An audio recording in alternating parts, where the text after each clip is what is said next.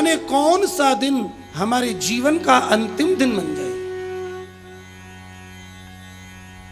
न जाने कौन सी श्वास हमारे जीवन की अंतिम श्वास बन जाए।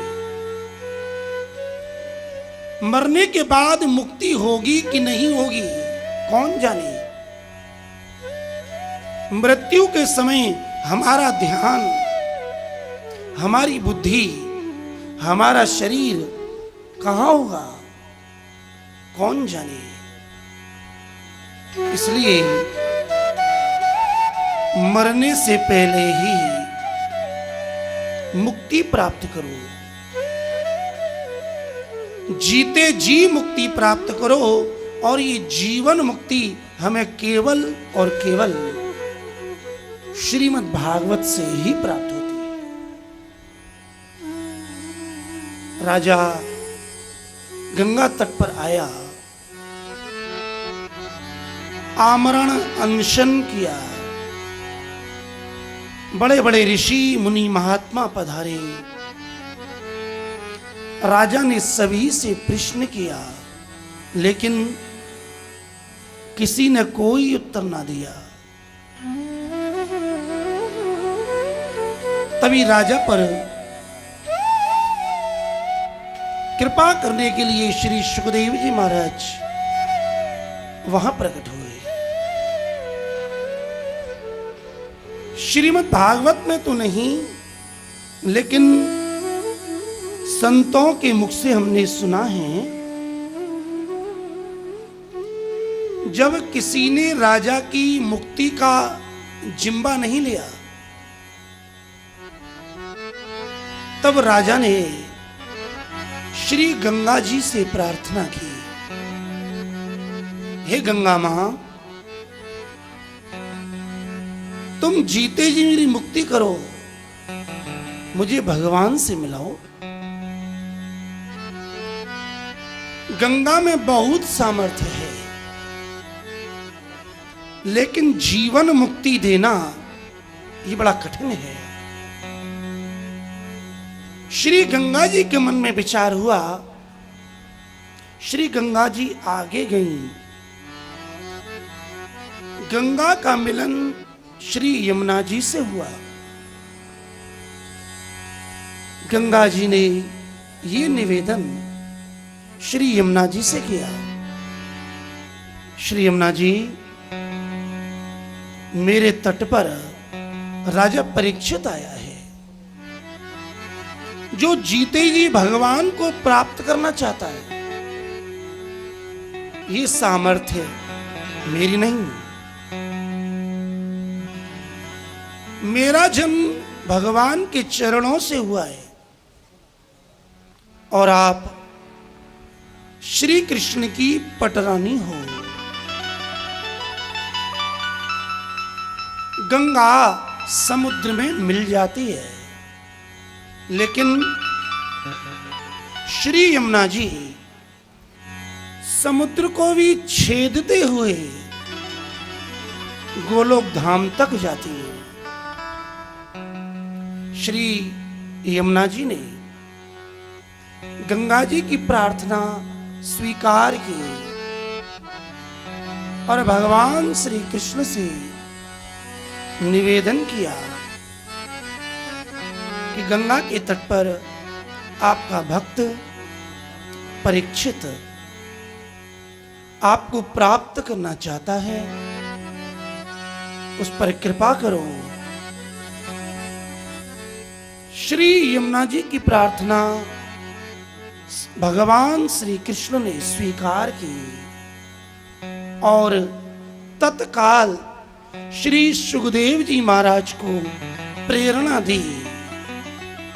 और तब ही जो सुखदेव कहीं एक पल के लिए नहीं रुकते, सगो दोहन मात्रेण गृहेषु गृह मेधिनाम। सुखदेव जी का कोई आश्रम नहीं है, सुखदेव जी ने अपना कोई घर नहीं बनाया, सुखदेव जी तो चलते फिरते रहते हैं। अवधूत अवस्था है। श्री कृष्ण की प्रेरणा से श्री सुखदेव वहां प्रकट हुए। जैसे ही सुखदेव जी महाराज वहां आए, सभी ऋषि मुनि उन्हें देखकर खड़े हो गए। सभी ने अभिवादन किया और सभी ने मिलकर जय घोष किया, श्री सुखदेव जी महाराज की जय।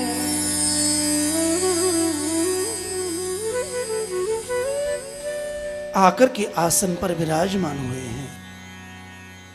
बस राजा के मन को संतोष हुआ। राजा ने नमन किया, वंदन किया, श्री सुखदेव जी महाराज का पूजन किया। अब राजा के पास पूजन करने के लिए कोई रोली चावल नहीं थे, देने के लिए कोई दक्षिणा भी नहीं थी। क्या दे गुरु को? गुरु तो स्वयं एक पूजा है। गुरु स्वयं गोविंद है। गुरु परब्रह्म है और गुरु ही भगवंत है।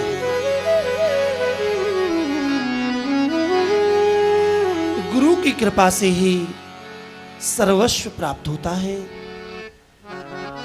राजा ने अपने दोनों हाथ जोड़े, नेत्रों में जल भरा और मानसिक पूजन किया। सज्जनों,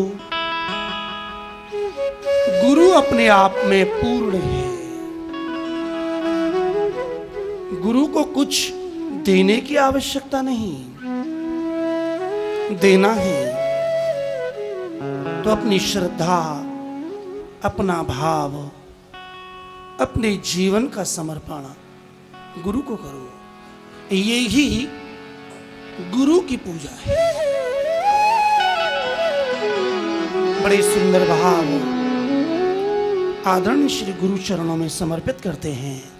बड़े भाव से बोलिएगा। गुरु मेरी पूजा, गुरु गोविंद, गुरु मेरा पर ब्रह्म, गुरु भगवंत। गुरु मेरी पूजा, गुरु गोविंद, गुरु मेरा पर ब्रह्म, गुरु भगवंत।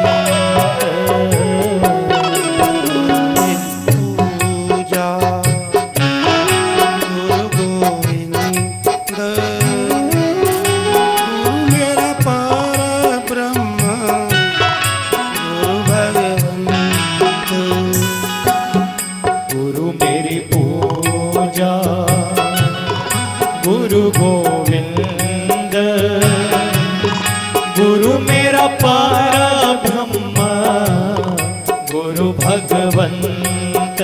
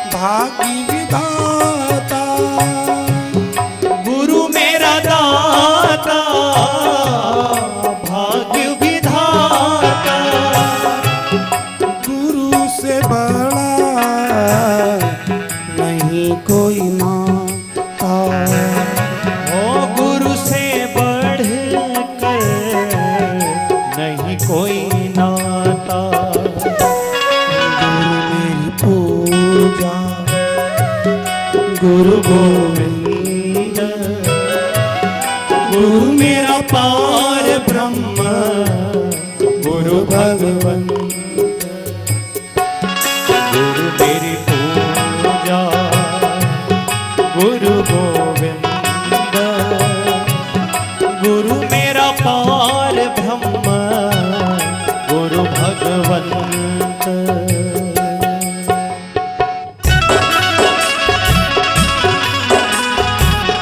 बोलिए कृष्ण कन्हैया लाल की।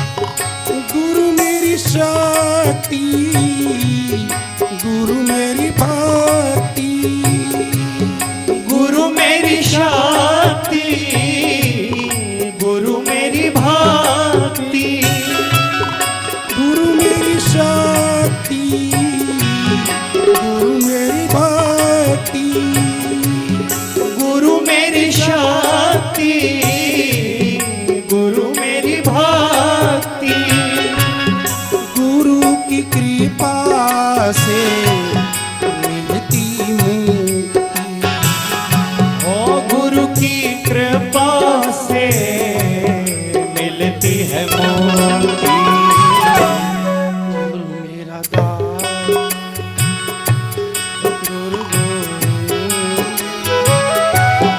गुरु मेरा पार ब्रह्म गुरु भगवंत गुरु मेरी सेवा गुरु गोविंद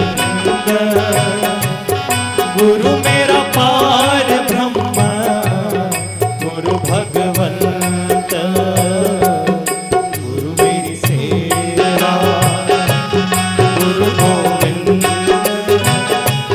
गुरु मेरा पार ब्रह्म गुरु भगवंत ब्रह्मा गुरु विष्णु गुरुदेवो महेश्वर गुरु साक्षात् परब्रह्म तस्मै श्री गुरवे नमः। गुरु मेरी सेवा गुरु गोविंद गुरु मेरा पार ब्रह्म गुरु भगवंत गुरु मेरी सेवा गुरु गोविंद गुरु मेरा पार ब्रह्म गुरु भगवंत गुरु मेरा पार ब्रह्म गुरु भगवंत गुरु मेरा पार ब्रह्म गुरु भगवंत गुरु मेरा पार ब्रह्म गुरु भगवंत गुरु मेरा पार ब्रह्म गुरु भगवंत गुरु मेरा पार ब्रह्म गुरु भगवंत गुरु मेरा पार ब्रह्म गुरु भगवंत गुरु मेरा पार ब्रह्म गुरु भगवंत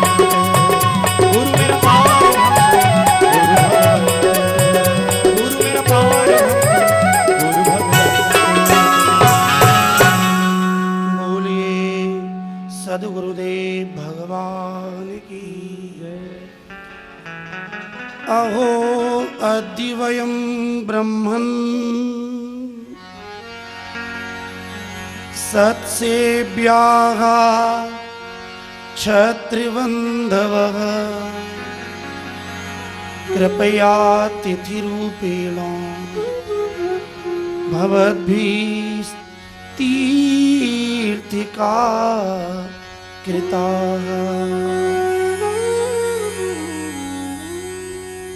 राजा परीक्षित ने श्री सुखदेव जी महाराज को वंदन किया, अपने आप को धन्य माना और प्रश्न किया है।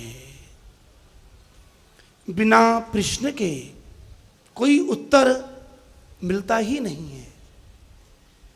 भाई, जब कोई जिज्ञासा होगी तभी तो जिज्ञासा की पूर्ति की जाएगी, और कोई जिज्ञासा ही नहीं है तो कहां से कोई उत्तर मिलेगा। आज राजा ने लोक कल्याण के लिए प्रश्न किया है। अतः पृच्छामि संसिद्धिम योगिनां परमं गुरुम पुरुषस्येह यत् कार्यं म्रियमाणस्य सर्वथा। राजा का पहला प्रश्न है। राजा कहता है, हे योगियों के परम गुरु